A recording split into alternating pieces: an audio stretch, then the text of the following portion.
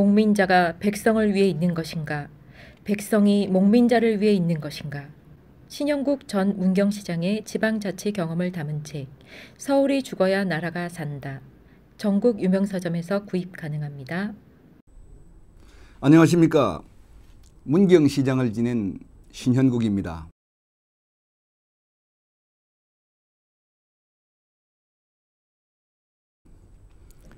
박근혜 대통령의 구속을 지켜보면서 대단히 착잡한 심정입니다. 마음이 매우 무겁습니다. 먹고 살기도 힘든데 우리의 최고 지도자의 몰락을 지켜보는 것 자체가 충격이었습니다.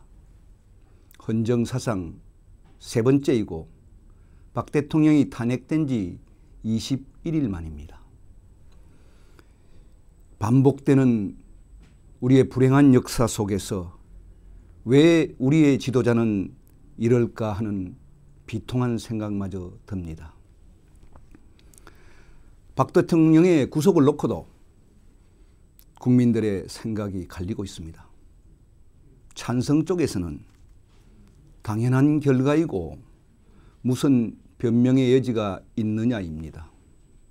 반대쪽에서는 고의성도 없었고 돈을 먹은 것도 아닌데 어떻게 뇌물죄가 성립하느냐입니다. 법원 쪽에서는 구속 사유를 도주 우려보다는 증거인멸 우려에 둔 것 같습니다. 그리고 사안의 중대성과 함께 이미 구속된 사람들과 형평성도 고려된 것 같습니다.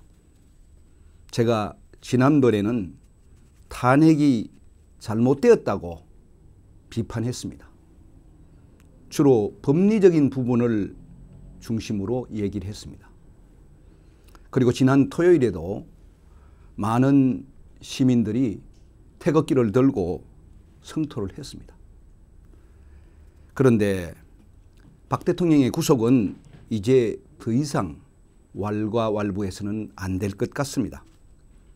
이미 사법부에서 판단을 내렸습니다. 이제 법에 따라 절차가 진행 중입니다.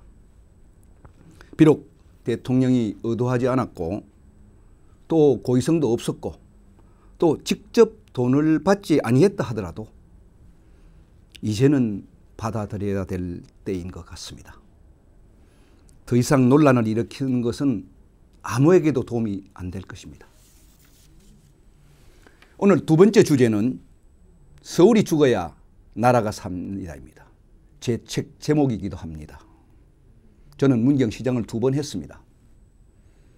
지방에 있어 보니 지방이 참 어렵습니다.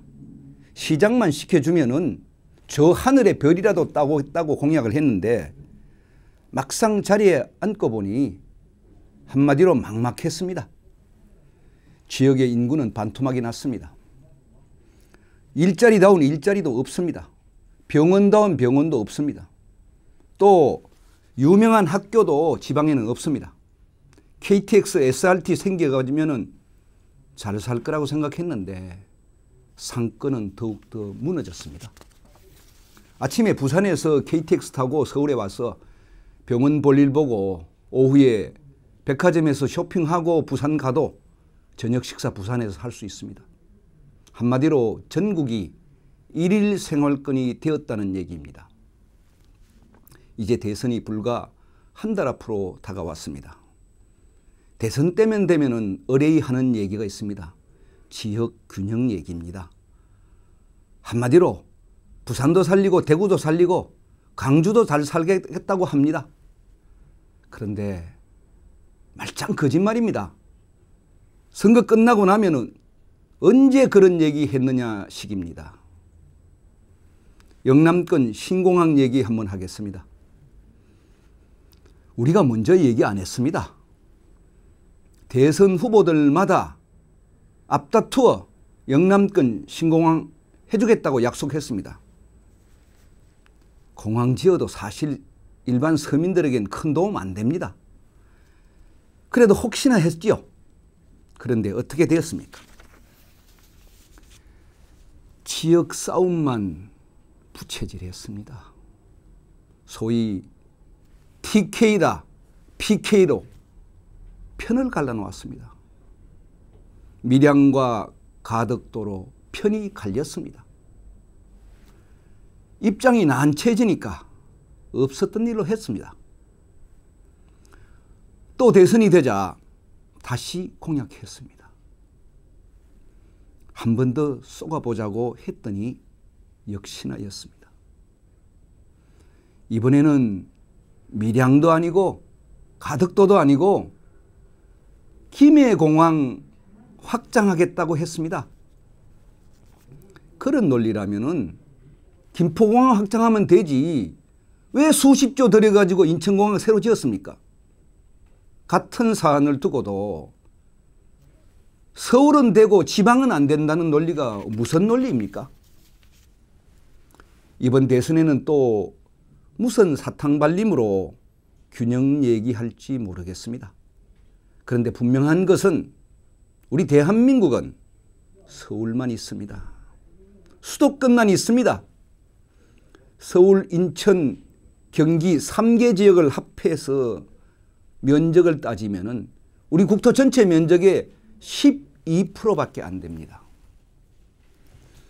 이 12%의 땅에서 국민의 절반이 살고 있습니다. 이 12%의 땅에서 국회의원 절반을 뽑고 있습니다. 이 12%의 땅에서 나라 경제의 90%가 이루어지고 있습니다. 서울의 구청 한 곳에서 국회의원 3명, 4명 뽑지요. 그런데 어떻습니까?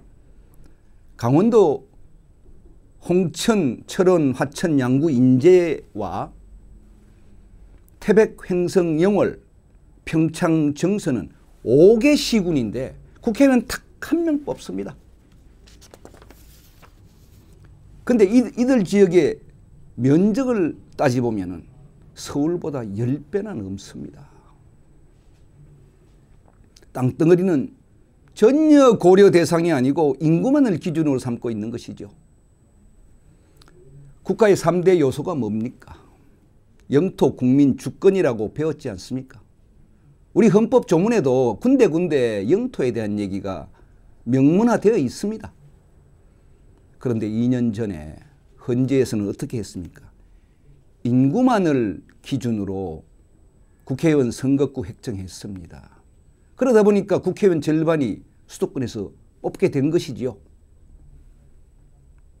수도권 출신 국회의원들이 어떻게 하겠습니까? 수도권 지역 대변합니다. 그분들에게 지방은 안중에도 없습니다.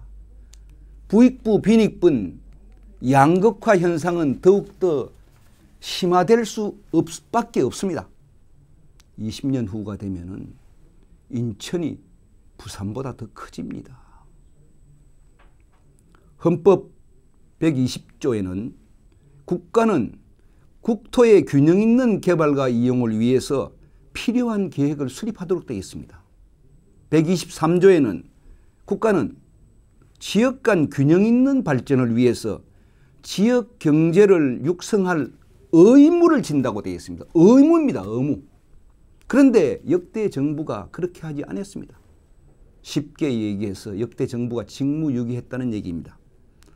그래서 저는 이번에 책 제목을 서울이 죽어야 나라가 산다고 했습니다. 서울이 죽어야 나라가 삽니다.